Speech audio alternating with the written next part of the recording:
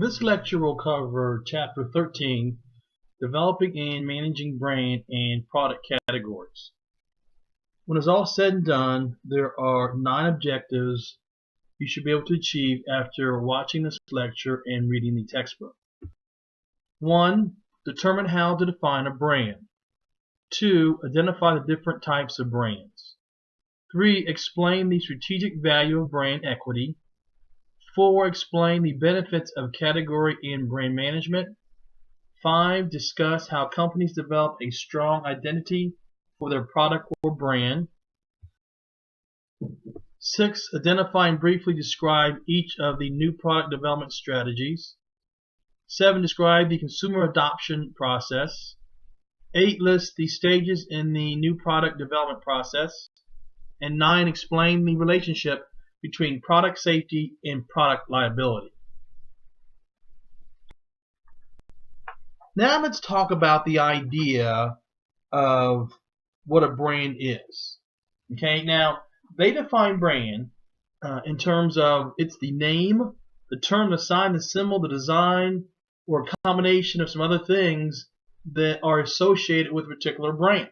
Okay, now a brand is important because it is very, very powerful in the minds of the consumer. So many times, instantly, if you say a brand's name, a consumer will have a particular ideal or image of that brand. So just the idea of a brand is very, very important to a marketer. Now, within marketing and also branding, something every marketer is looking to increase is the idea of brand loyalty. So I want folks to think of my brand first and use my brand only. And there are 3 stages in the brand loyalty process. Okay, one is brand recognition, where consumers' awareness and identification of a brand. So I just know I'm aware of a particular brand. Let's say I know about the Ford brand or Chevrolet brand. I mean, I use it, but I'm aware of it. Then you have a brand preference. So again, kind of think of this as a pyramid or a mountain I'm trying to climb up, trying to get to the top. So then the next phase would be brand preference, where they define as consumer choice of a product on the basis of previous experience. So if I had my choice, I would prefer to use Jif peanut butter or Crest toothpaste. Now, the ultimate or the top of the mountain would be brand insistence, where the consumer refusal of alternatives and extensive search for desired merchandise. So I don't care what you tell me, I'm always going to use a particular brand. So I don't care what you tell me, I'm always going to use Prego spaghetti sauce, or I'm going to use Tide detergent. Because I'm insistent that that's the brand for me and the one that I want to use. Now, there are different types of brands. Okay, you have generic brands. You know, those are brands that, as mentioned here, plain label, no advertising. And you'll see this used a lot in the area of food and also household product. For example, I purchased a generic milk from Walmart. Okay, not the Walmart brand, not the national brand, but it's a generic milk brand. You then have manufacturer's brand, which is a brand name owned by a manufacturer or other producer. So, for example, you would have Ford would be a manufacturer's brand. They also own Lincoln. At one point in time, they owned Mercury. Now it's just Lincoln. You have private brands, which are the brands that are offered by, let's say, a wholesaler retailer. A great example here would be the Kroger private brand, Private Selection. And then Walmart's private brand is Great Value. You also have what are captive brands, which are national brands sold exclusively by a retail chain. Here they give the example of Target's sale of Michael Graves products.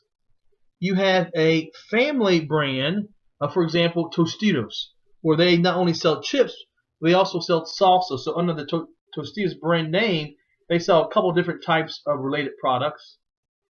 You have individual brands, and that's a strategy that is followed by Procter & Gamble. You're not going to find or see a Procter & Gamble brand out there, but you will see a Tide brand.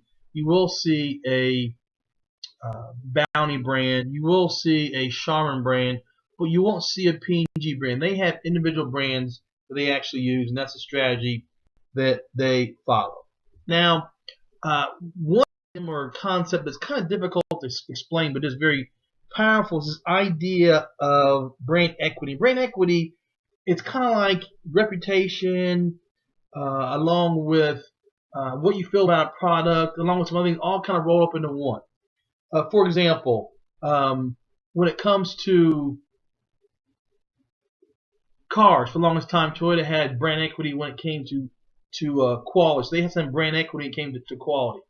But when they talk about quality or talk about brand equity, they talk in terms of 4 key dimensions. One is differentiation, which is how are you different from the competition. You have relevance, which means that how big are you or how recognizable are you as it relates to the category. For example, if I were to say cards, okay, you'd say Hallmark because they're a big part of the card business. Esteem is the third part. And a word kind of synonymous with esteem when it comes to this brand equity is the kind of popularity will be a word that would be synonymous with that. And then lastly is knowledge. What type of brand awareness does a company have for the brand? So how well are you as a consumer of that brand? So the 4 dimensions, differentiation, relevance, esteem, knowledge when it comes to the idea of brand equity. Now, let's talk specifics about brands. So the brand name is a key part of the brand. It's what you speak. So if I were to say Nike or I mentioned Tide or Ford or Microsoft, that's the brand name.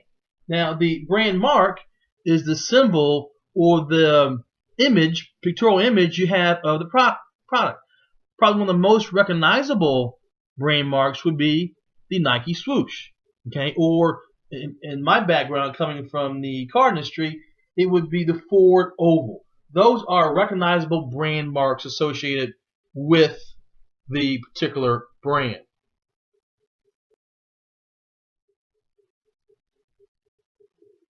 Now, the brand name should give the buyer the correct image, connotation image of that particular product. For example, there was one mistake that was made years ago of I want to say it was Chevrolet, which was trying to sell its Nova abroad. And they went down into a Spanish-speaking country, and Nova in Spanish means no go. So that kind of gave the wrong image of that brand in the minds of the consumer. Because it's a car, you don't want a car not to be able to go.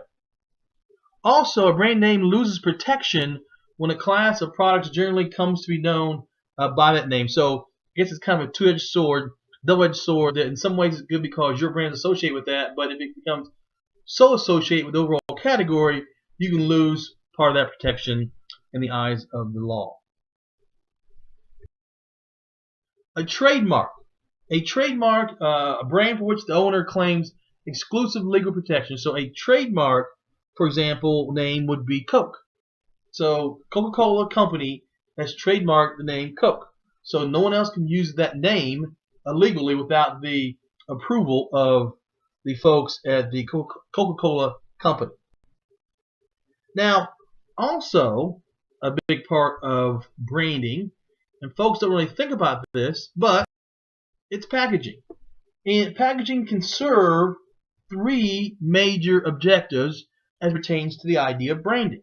Okay, one, it protects against damage, spoilage, and pilferage. It makes sense that by putting a box around Tide, it keeps it from getting wet, and so once it gets wet, it's not going to be as good. Or if it's a item that is perishable, they keep it in a certain package, keep it fresher, so it'll last longer.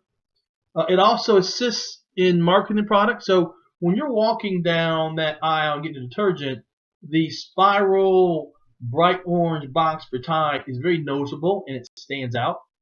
Think about the hourglass Coke bottle, Coca-Cola bottle, which is very much associated with the Coke brand. And also it can add from a cost effectiveness standpoint also. So again, packaging is very important to the brand. Many times the packaging is so associated with the brand that sometimes people will say that is the brand. Labeling also is an important part of the brand in terms of it carries a lot of information in terms of the brand name and maybe address, some other information. Also on there, it carries the Universal Product Code, or UPC. So when you go into the store and you are checking out yourself, or the person's helping you check out, and you hear that boop sound, that's because the scanner is reading the UPC label. And so associated with that label will be what the product is and what the cost of that product is.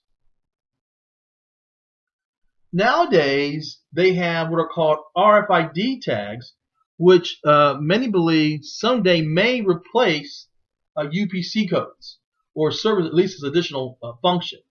And they like RFID tags because it will help reduce labor costs and improve inventory control, because at any point in time you can scan using typically a satellite and know where a particular product is. Now, one of the challenges or issues associated with the RFID tag is because it can be scanned from a satellite. At any point in time you know where a product is, people are a little concerned with some privacy issues when it comes to RFID tags. So more to come on that topic in terms of folks using that more or less over the next few years. Last chapter we talked about brand extensions, and we gave the example of how you had Tide Liquid and Tide Powder product, which have been around for a while. And recently, within the last couple of years, they've come out with a line extension, Tide Pod, which is a nice little capsule of Tide that you can just easily throw into your washer without having to measure any type of powder or liquid. So that was an example of a line extension that was recently done by Tide. Another thing associated with brands are brands licensing, where a company will license out the right for someone to use their brand name. So Disney will do this a lot. You know, they might license out someone to use the Disney name or Disney characters to do toys or T-shirts, and they'll do that. Now, the way it kind of works is, again, they do it because it will help increase my exposure in the marketplace.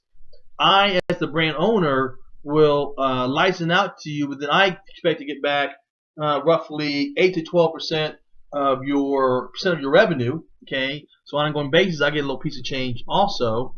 Now, it can hurt a brand if the licensed product is poor quality or ethically incompatible with the brand. So if who I license to, they do a poor job of producing the product, or they come across some things that aren't exactly ethical or moral they do, that could hurt my brand. So that's kind of a watch out for people who license out the brand.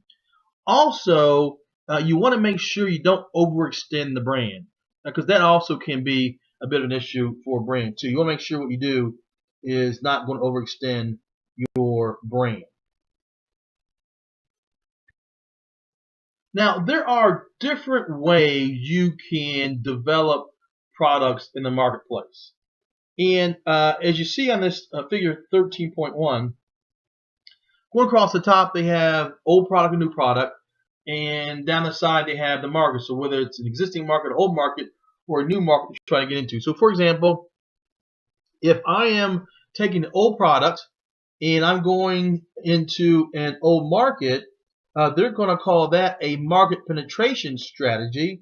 And what I'm trying to do is increase sales of existing products in existing markets. Makes sense. Now, kind of going across left to right. So now I'm still in an old market, but now I'm doing a new product. And they call that a product development strategy. And what I'm doing there is it's an introduction of new products into already existing markets. So I'm trying to take where I am right now, so let's say the United States, and use an entirely new product like Tide did with the Tide Pods.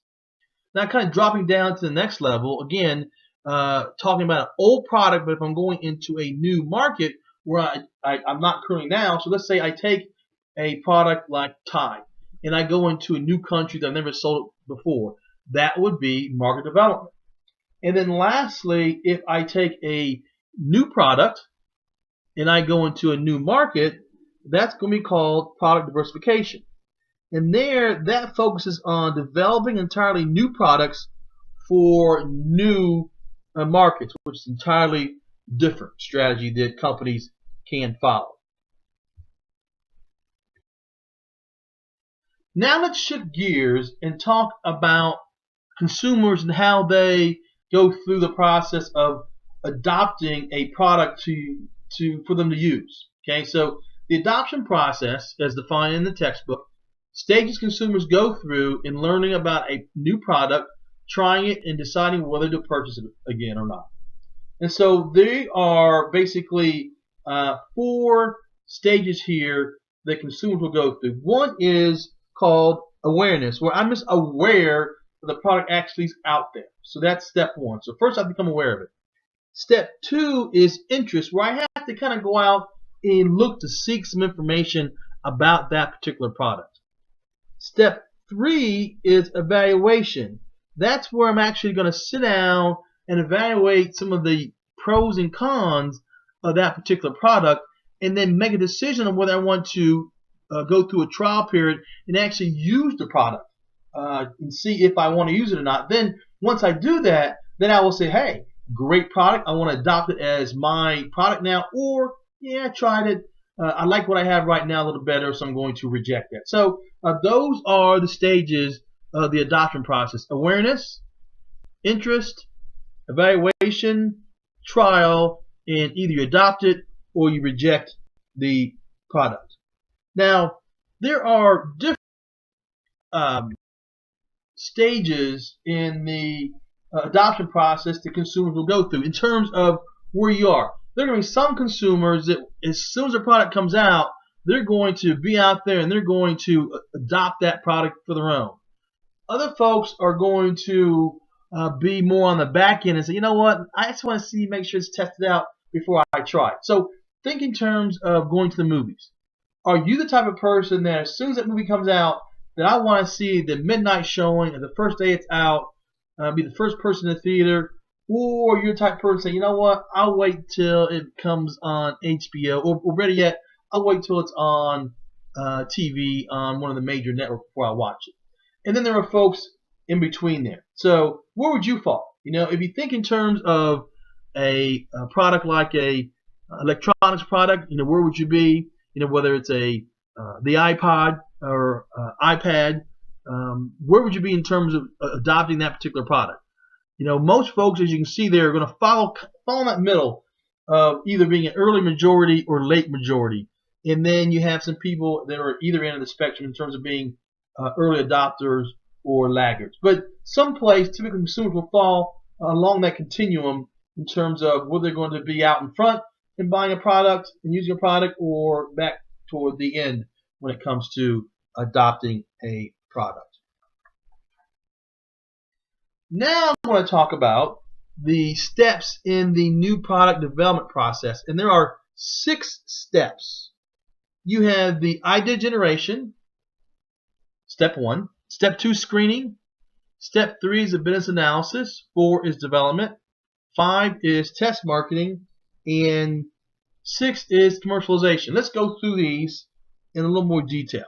So again, step 1 is the idea generation phase. So that's when folks are generating a bunch of different ideas that companies are going to evaluate or just generate in terms of whether they want to do it or not. So you can get ideas from a variety of sources. You can get ideas from employees. You can get ideas from consumers. You can get ideas from competitors. You get ideas from suppliers. So there's a variety of ways you can get sources. You can get ideas. And I recently saw somewhere where it said that in terms of how many ideas go into the top of the funnel and how many come out of the bottom in terms of being successful, it's like over 1,000 ideas go in and only 1 or 2 come out in terms of it being successful in the marketplace. Then step 2 is the screening process.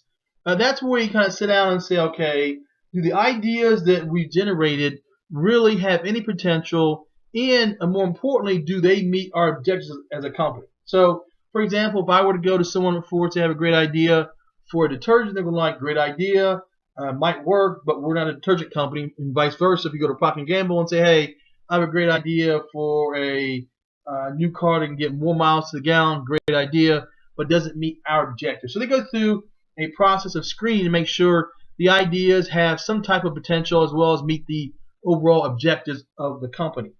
Then you have step 3, which is the business analysis phase, and that's where I sit down and say, okay, what's the potential market for this? What's the growth rate for that? And what's some of the strengths versus the competition out there? And I kind of start putting a little more pen to paper to figure out what do I have in terms of the idea that made it through the screening phase. A key part of the business analysis phase is concept testing. That's where I might sit down and go to some consumers in terms of maybe a focus group, or maybe I might stop some folks in the store and ask them what do they think of this idea of this product. And we go through a screening process. And again, I want to make sure when I'm doing this that I'm trying to look at people who would fall within the target market as close as possible. And also, we'll do some, again, as I mentioned, putting pen to paper and looking at some financial and technical requirements also. Chapter 13, any questions, you can always email me, or you can talk to me in class.